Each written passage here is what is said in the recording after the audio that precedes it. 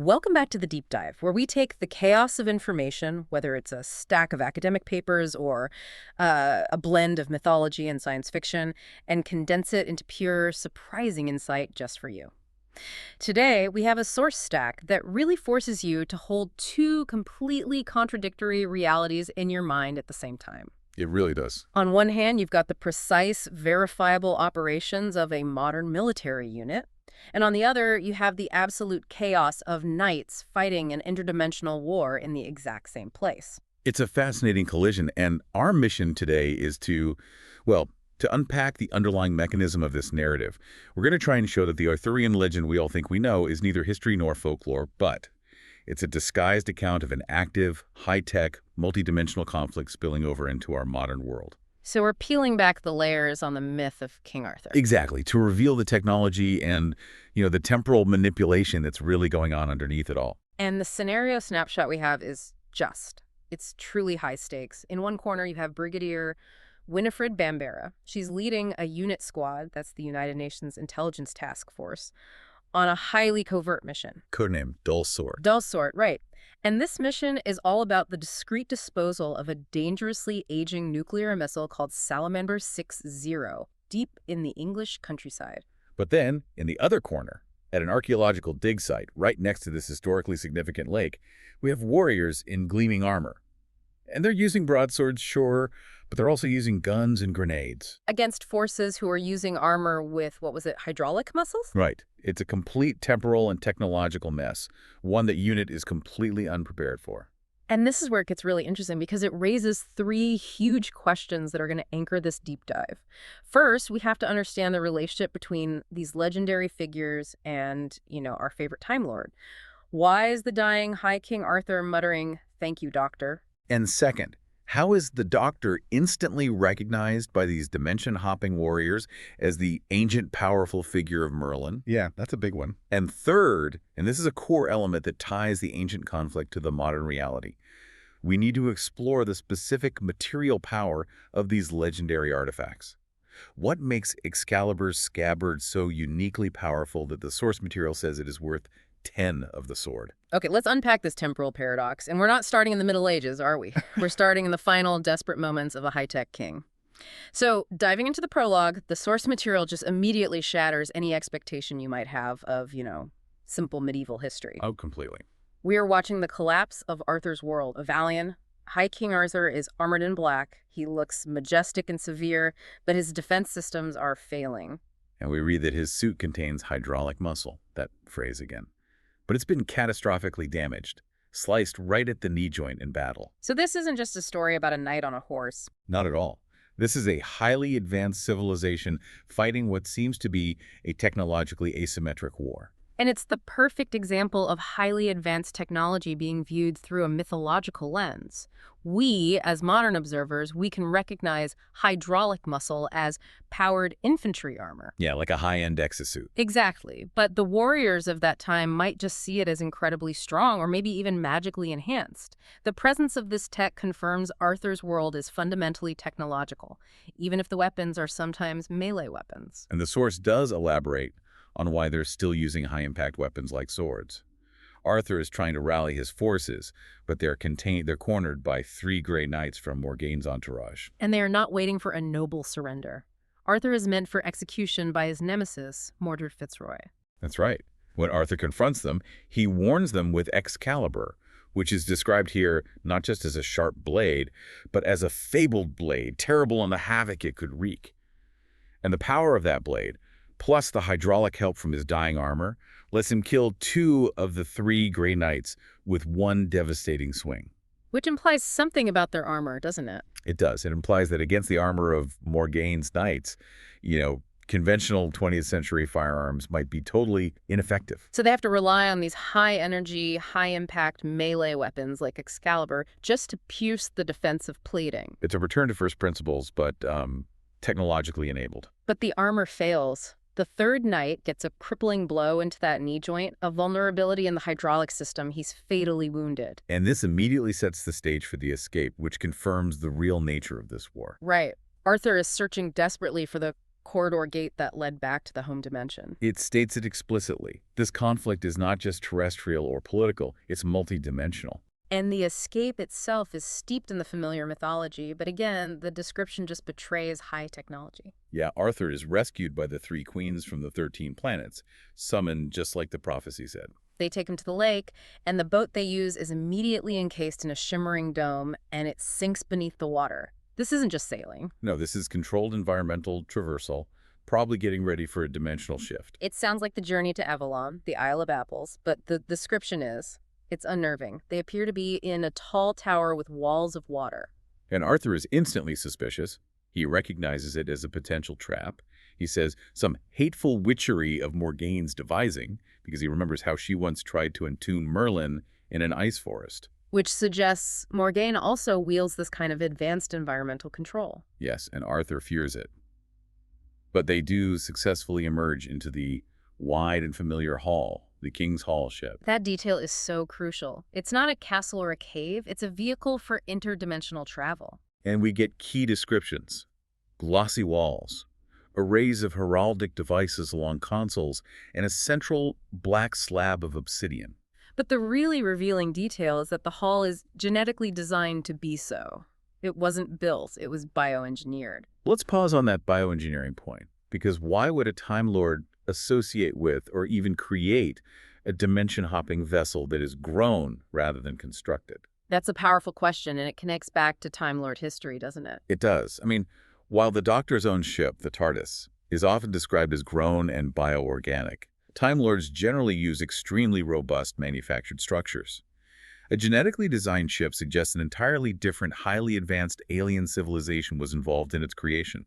It may be the people of the 13 planets. Or an earlier version of the Doctor's own tech development, where bioengineering and temporal mechanics merged. The King's Hall is effectively a living entity. It's sensitive to its environment and its controller. It's a terrifying thought. A ship that could betray you based on its genetic programming. And into this genetically designed, dimension-jumping King's Hall steps the figure central to this whole temporal mess, Merlin.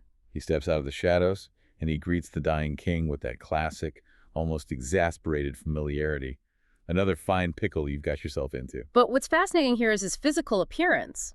Arthur notes, with a mix of confusion and irony, that the wizard still looked younger every time he returned, and he has unruly red hair. This observation is the key that unlocks the temporal asymmetry of the Dr. Merlin's existence. It feeds directly into the old prophecy Arthur throws back at him. That Merlin lives your life backwards. Right. It's an ancient saying in Evalian that tries to rationalize an incomprehensible reality, that their greatest advisor is fundamentally running counter to their own timeline. And Merlin strongly denies the prophecy, but his reason for denying it only confirms his strange temporal journey. Yes. He can't predict the future because, he confesses, he needs to find out how all this ends.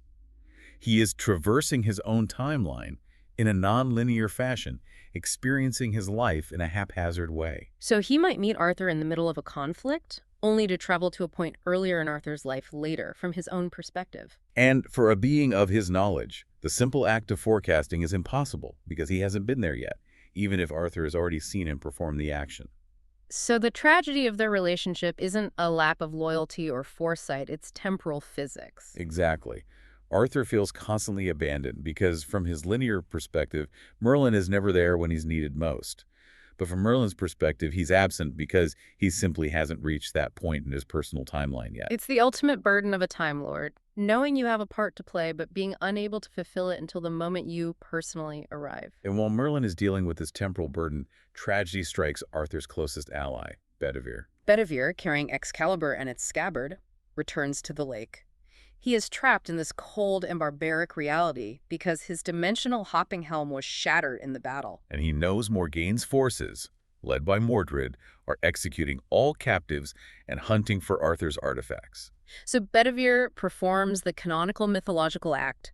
He hides the scabbard, then throws Excalibur into the lake. But the source material immediately steps in to explain how the myth was created. Before Excalibur even hits the surface, there is a flash of white, and the sword vanished, as if it had been snatched away by a burning fist of fire. So not the Lady of the Lake accepting a gift. Not at all. It's an automated retrieval system. A pre-programmed automated retrieval retrieval system linked to the organic King's Hall ship itself. Precisely. And Bedivere is then captured by Mordred, refuses to reveal Arthur's location, or the scabbard's hiding place, and is instantly killed. He dies staring up at the sky towards the home dimension he can no longer reach, protecting that single, crucial artifact, the scabbard. So Bedivere's final act is all about protecting the scabbard, which the source suggests is vastly more important than the sword itself. And back in the King's Hall ship, Merlin receives the retrieved Excalibur, the sword having been peristalted into a cavity by the organic ship, which just confirms its biotech nature. But Merlin notes the scabbard is missing. He holds the sword, recognizing the filigree ganglia systems worked out in the hilt and the blade. Which tells us Excalibur isn't just a physical weapon. It's an integrated piece of high-tech machinery designed with internal systems that communicate with the ship. And then Merlin performs the ritualistic act that locks the ship down and starts the next phase of the conflict. He takes the sword, the symbol of the High Kingship, and slowly lowers the blade into a key input socket he had grafted into the obsidian unit, that central black slab. Remembering, in his temporally inverted way, that he had found it there long ago in the future. This action, lowering the blade into the socket, is the initiation of the Night Watch. It confirms Excalibur is not merely a weapon, but a vital control element, a technological key to the King's Hall ship. It sets the ship on its long temporal drift, ensuring it will eventually return to the moment where the Doctor can recover it. And in this critical moment, where the myth is revealed as temporal engineering, the loop closes. High King Arthur shifts in his sleep and mutters, "Thank you, Doctor." The identity of Merlin is confirmed. That one line, "Thank you, Doctor," is just so powerful. It confirms Arthur knows the truth, or at least he suspected it. This isn't a wizard, but a traveling scientist he trusted. A trust that transcends dimensions and centuries. It speaks volumes about the depth of their relationship. Arthur understands that Merlin, or the Doctor, is running this multi-century, multi-dimensional operation to preserve history and his own safety. Arthur is dying, but he knows the Doctor has secured his vessel and his legacy. The Doctor's intervention, as Merlin, wasn't just magic. It was an incredibly complex temporal safeguard. Okay, so we've established that the Arthurian legend is actually a complex, bioengineered, multidimensional war fought with advanced technology, and it's all overseen by the Dr. Merlin. Right. Now let's snap forward 1,200 years to the 20th century. Here we meet Unit Brigadier Winifred Bambera, and she's being briefed on Operation Dull Sword, the discreet disposal of the nuclear missile salamander 6-0. And this modern setup is essential because it grounds the fantastical conflict in a recognizable reality. Yeah. Unit HQ is 200 meters down in a bunker, which used to be an old finishing school near Geneva. It's a classic example of Unit's blend of high-tech security and utterly mundane cover stories. And the mission itself, missile disposal, is meant to be boring, a non-significant routine task. But the mundane gives way to the monumental very, very quickly. While Bambera is getting briefed, the global surveillance infrastructure catches the first ripple of the temporal invasion. Navisat 61, a geostationary surveillance satellite, detects an unidentified grade 6 burst of neutrino activity. A huge, short-lived burst, a massive energy release with no standard identifiable source. Right. And the source material notes the alert is sent, but the sheer volume of data means the unusual signal just. It gets folded into oblivion halfway down a stack of continuous computer paper. It's an example of how even our most sophisticated modern surveillance can fail against truly alien phenomena. The signal is just too big and too fast to be processed as a threat. But the critical thing is, this neutrino burst isn't random. It's the unbidden alien presence, the King's Hall ship making a temporal transition into our reality. And the connection is immediate. The sword Excalibur, now plugged into the King's Hall ship's console, registers this activity. Excalibur registers the burst at a specific time, Night Watch, plus 1242.192 solar cycles. This timestamp perfectly correlates the difference between Arthur's departure and the present day. And crucially, the sword's advanced sensor systems recognize the exotic physics involved, the flare of tachyons and other superlucid particles. The specific energy signatures associated with Time Lord travel. Okay, let's unpack those technical terms briefly for the listener.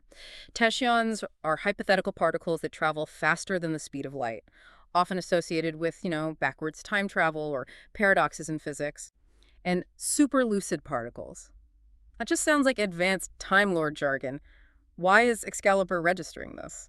Because it's recognizing the unique energy signature of the TARDIS itself. The Sword had recorded this pattern before, likely during earlier interactions with the Dr. Merlin. So those filigree ganglia systems are basically on pre-alert mode. Exactly. They've been waiting 12 centuries for this specific temporal echo. So when the TARDIS's scanning probe sweeps the area and hits Excalibur's open key head-on, the ancient magic and the advanced logic literally conjoin. And Excalibur blasts out a greeting worthy of the 1,242 years it had waited. And this greeting is an existential shockwave delivered straight into the heart of the TARDIS, the Artron Center. The physical effect on Earth is instant and chaotic. All over the Northern Hemisphere, radio listeners and TV viewers are hit by an agonizing barrage of static and white noise. The TARDIS, by instinct, convulses and crashes. And the Doctor, reeling from the temporal blast, feels the great weight of the future toppling backwards. This is where he voices his fear of a dynamo surge. We need to stop and define that term because it's crucial to understanding the stakes of temporal physics here. Absolutely. A dynamo surge is essentially a catastrophic, uncontrolled cascade collapse of time. If the Doctor moves, or if the TARDIS loses its grip on causal stability, the interference caused by Excalibur's blast could ripple outward, Plunging creation into an empty abyss of chaos. He's literally trapped, balanced precariously across time and space, paralyzed by the fear of causing the end of reality. It's the ultimate Time Lord anxiety that his actions, or even just his movements, could undo existence. So it sounds like his own technology is being weaponized against him by a technological artifact he himself created centuries ago, a self-inflicted temporal wound. Meanwhile, Ace is pinned under furniture, temporarily deafened by the blast. And when the TARDIS finally filters and decodes the chaotic transmission, the warning is chillingly personal. A sibilant voice hisses, "Merlin." And the environment immediately reacts to this massive temporal breach. An immediate, unnatural Force 12 hurricane breaks over southern England. This storm is the physical, atmospheric manifestation of the dimensional tear caused by the combined TARDIS and King's Hall ship energies. And into that violent, unnatural storm comes the first warrior. The Black Knight, Ancelin ep Gwalchmai, leaps sideways into another existence, landing in a roaring plume of flame. Which is the high chronon particle activity explosion detected by the Doctor's tracker. And Ancelin is a knight-errant, but this isn't a romantic quest. No, he is on a generational quest passed down from Vatfather to Vatfather to answer Excalibur's summons. And that detail, Vatfather, again confirms the technological nature of Arthur's world. It suggests advanced cloning or genetic creation, not traditional lineage. He knows others will follow, keen to be rid of him because he represents an errant absence without leave. He's an exile, fighting a high-stakes life-or-death mission in a foreign, primitive world. Right. And the Doctor and Ace, they manage to escape the crashing TARDIS and get a lift with Peter Wormsley, the site manager for the Carberry Trust Conservation Area, heading toward Vortigern's Lake. And the Doctor's tracker quickly confirms that the Salamander 60 nuclear missile convoy, led by Brigadier Bambera, is completely bogged down at the archaeological dig site. The two conflicts are converging physically. But the critical analytical moment happens when the Doctor fine-tunes his tracker. He initially suspects the convoy and the nuclear missile are the source of the temporal trouble, a modern technological danger. But he adjusts his tracker and realizes the signal source is beyond the convoy. It's coming directly from the lake itself, the mythic center of the King's final battle. The conflict is rooted in the ancient past, not the present. And as they reach the nearby Gore Crow Hotel, the trail leads to the second crucial artifact, the scabbard. They meet Elizabeth Rawlinson, the blind wife of the hotelier. The scabbard is hanging above the fireplace, found buried in an 8th century AD dig site, and the Doctor notes its antiquity feels strangely familiar, like déjà vu approached from the wrong end. Elizabeth Rawlinson, being blind, senses its presence acutely. She notes that sometimes she can hear its quietness, and that it is waiting for something. And it feels hot to the Doctor's touch. This passive, simmering energy is the key. The Doctor, having read the old legends, mutters the pivotal line, "The scabbard is worth 10 of the sword." We have to elaborate on this. Why is the scabbard, the sheath, more valuable than the legendary sword Excalibur, which is this powerful technological key? Well, Excalibur is the active component. It's the sword of command, the control key for the ship, capable of wreaking havoc. The scabbard, however, is the passive biological component. So its power is protective.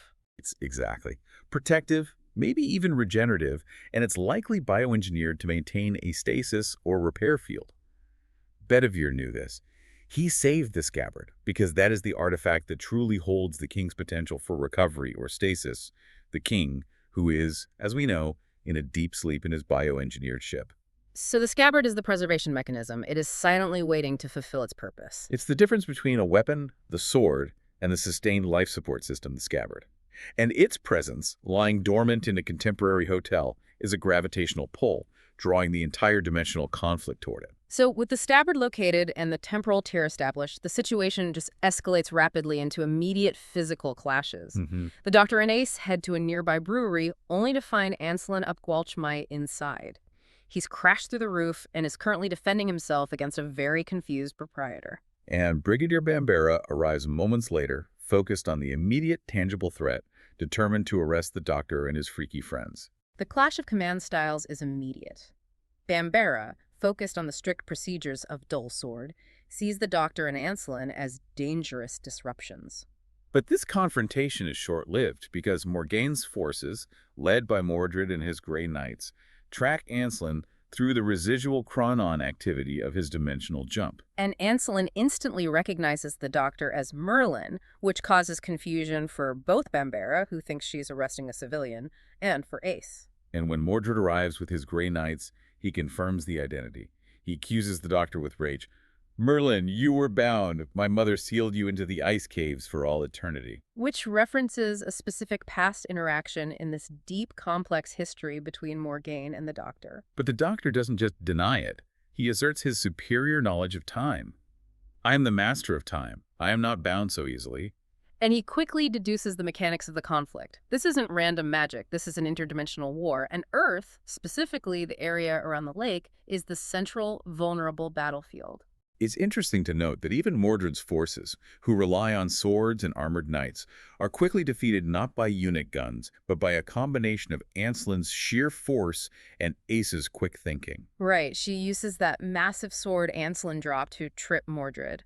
It forces Bambera and Anselin, despite their differences, to fight side by side. They realize that these armored knights require medieval, high-impact defense. But this partnership is brief, because the war is about to get a whole lot worse. Mordred uses a complex ritual in a ruined priory, the point between two worlds, to summon his mother, Morgaine. The Deathless, Battle Queen of the Seracs. The Seracs are revealed to be the people who are fighting Arthur's forces across dimensions. And this ritual is where magic and technology truly merge into the science of magic. Mordred draws an optogrammaton on the floor and plunges his sword into the flagstones. This isn't just chanting. The act of drawing the geometric pattern and plunging the sword utilizes the localized dimensional instability to rip a hole in the fabric of existence.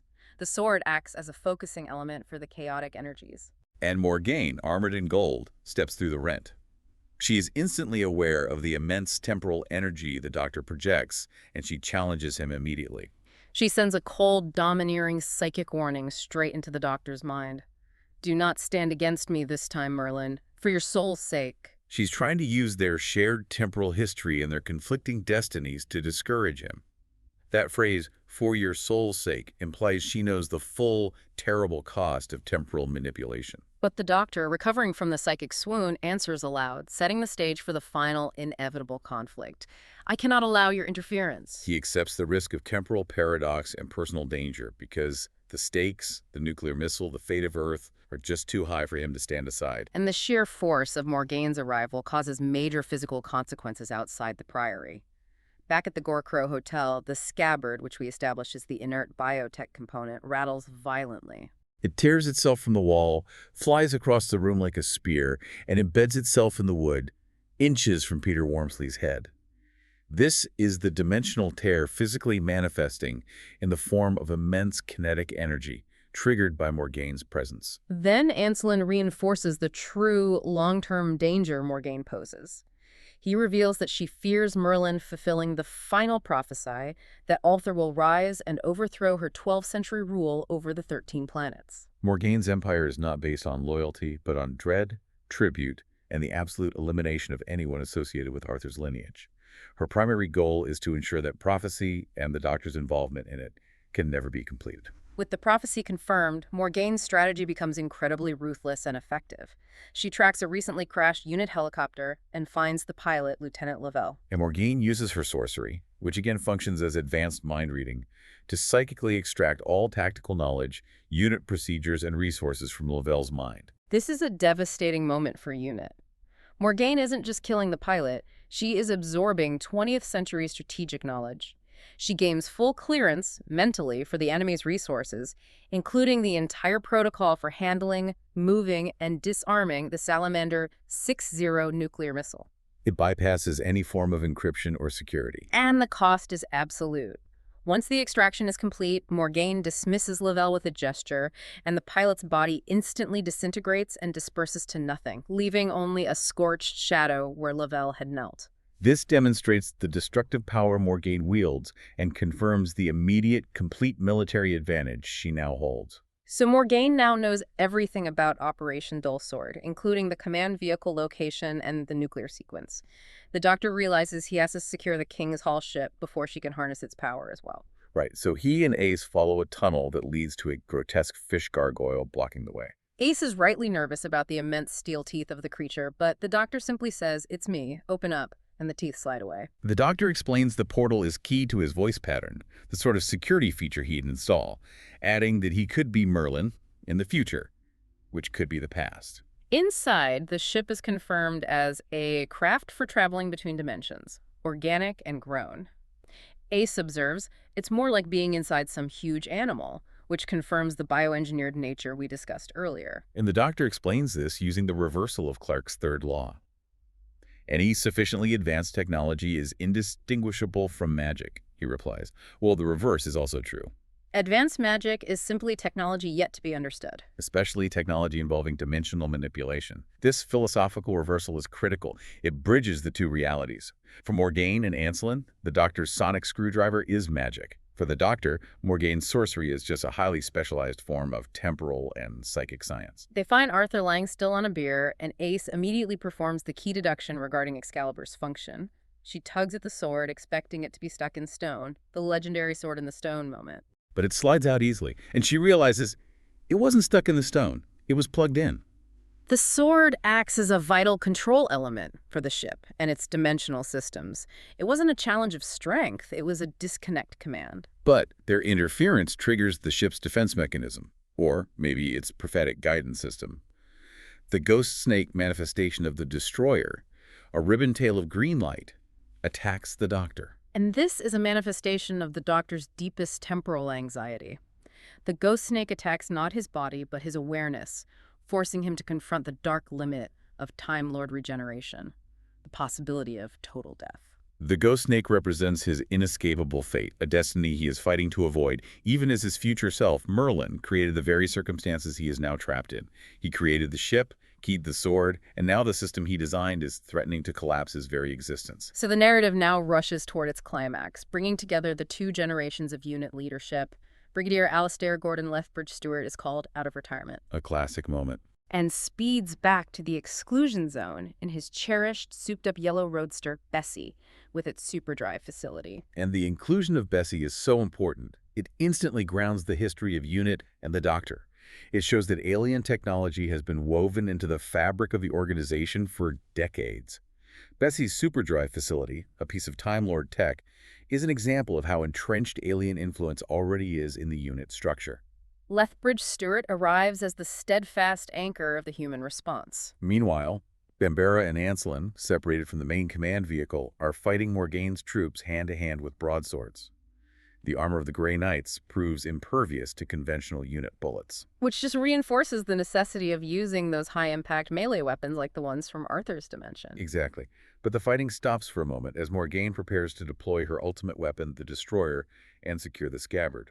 She's located the two girls, Ace and Sho Ewing, back at the hotel. And Morgaine uses intense psychic manipulation to break them down emotionally, turning them against each other in the darkness with these cruel, targeted remarks like, "I bet even your parents hated your guts." She's trying to make them step outside the Doctor's defense by fracturing their emotional core. But the Doctor, ever the protector, had prepared them.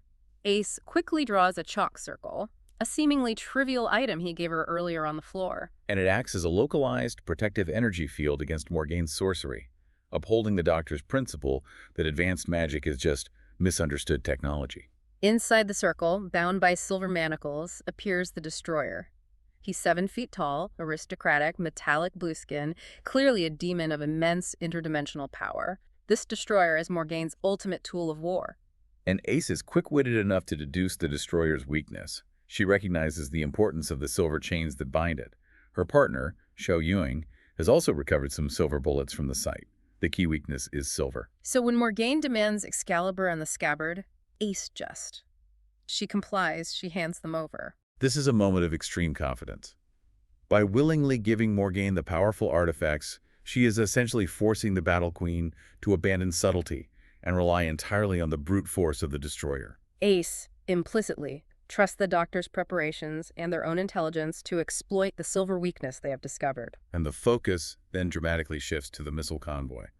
Mordred lures the Doctor and Brigadier Lethbridge Stewart away, allowing Morgaine, armed with Lavelle's stolen knowledge, to enter the command vehicle. And the terrifying countdown begins. Morgaine has started the Salamander 6-0 countdown to detonation, flashing from 74 down to 01. The Doctor knows conventional force won't stop her. He cannot let the conflict escalate to global atomic annihilation. He has to use moral, temporal, and psychological leverage. He confronts Morgaine, forcing her to look at the true, anonymous horror of the nuclear weapon. He argues that the atomic bomb makes her own destroyer redundant and irrelevant. He says, who needs the destroyer? A scream from the sky. Light, brighter than the sun. No war between armies or nations. Just death. Death gone mad. He's using the contrast between her noble, albeit brutal, warrior code fighting for power and glory, and the anonymous, senseless annihilation of nuclear fallout to break her centuries-old will. This psychological strategy is so deeply rooted in the Doctor's own experience with war and time. He forces her to recognize that her grand, ancient war of kingdoms and battles is meaningless in the face of mass, instantaneous extinction. And, overcome by grief and moral shock, Morgaine presses the abort button at 01. Time just freezes for a moment of relief. Morgaine, momentarily defeated on the nuclear front, issues one final demand. Arthur must meet her with honor. She wants a face-to-face confrontation with the High King of Avalion. And here, the Doctor delivers the final devastating reveal of the whole narrative, the ultimate undoing of the myth.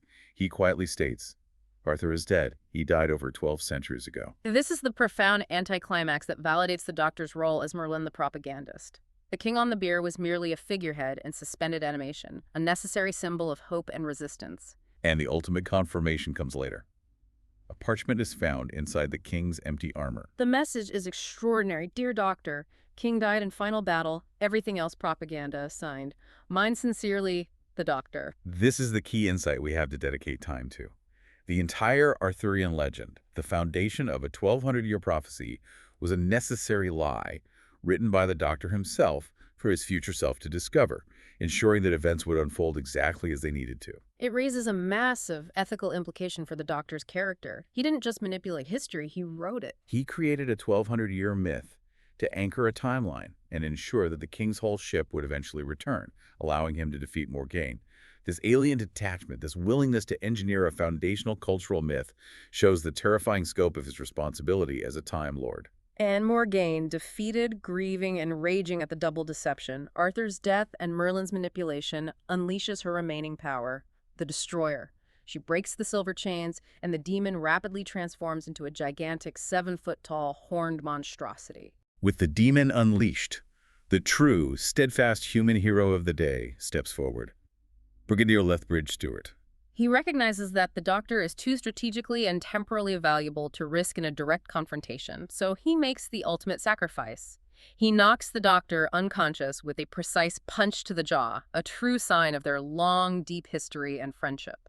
He doesn't argue or protest, he just knows his role. It's a classic human counterpoint to the alien's moral dilemma. The Brigadier takes the silver bullets, Ace recovered, and runs back toward the Priory and the gigantic demon. The Brigadier fires the silver rounds into the immense creature's armored hide, causing the demon to erupt in a vast, cold, green sun. The surge of energy destroys the Priory entirely, eradicating the dimensional tear itself. The Doctor, waking up, naturally assumes the Brigadier is dead. But the Brigadier survives, injured but perfectly alive. He opens his eyes amid the rubble, having stepped out before the final blast. He tells the Doctor, "Sorry to upset the eulogy. Really, Doctor, have a little faith." And that moment, have a little faith, is the human rebuttal to the Doctor's reliance on temporal engineering and alien solutions. It highlights the power of simple courage and preparedness. The Brigadier declares he is finally going home to Doris, stating firmly, "I'm getting too old for this. From now on, he's all yours." The old partnership, for now, is retired. And the battle is over. Ancelin, recovering from his own fight, defeats Mordred, knocking him senseless with a rifle butt. Morgaine and Mordred are taken prisoner, although the doctor doubts the tower will hold them. Suggesting their escape is only a matter of time and the temporal conflict is merely paused, not ended. The conflict stabilizes. The King's Hall ship is secured, the mystery is solved, and the dimensional interference ends. And the final moments provide this delightful, grounding human touch to all the chaos. Brigadier Bambera, who found a new respect for Ancelin's warrior code and commitment, is seen wearing Ancelin's family crystal ring, the emblem of Garde-Joyeuse. It's a quiet exchange of cultural respect. And the noble knight general, Ancelin ap Gwalchmai, having arrived in a plume of Cronon fire on a generational quest, is put to work doing the final duty of a temporary Time Lord advisor, mowing the Brigadier's lawn. A true integration of myth and the mundane.